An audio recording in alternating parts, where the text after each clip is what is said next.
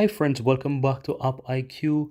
And I just want to say, if you're new to the channel, special welcome. And for those who have subscribed to the channel, thank you so much. Now, in this video, I'm going to show you how to turn on one-hand mode on your Gboard. By default, guys, when you swipe up and go anywhere to where you want to type, you have this typical keyboard, but you can switch this to one-hand mode, whether a right-hand mode or a left-hand mode, right? And I'm going to show you how to find that so you can change it, right?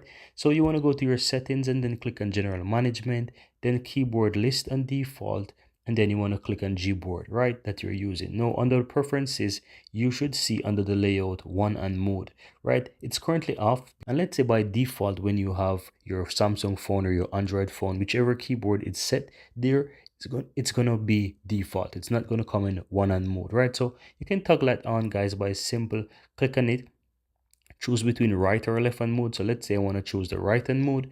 Let me go back and minimize and swipe up and go here. You can see that the keyboard is now of a little bit different shape with right hand mode. So if you have that to the right, you realize that you have those different spacing towards the left hand side.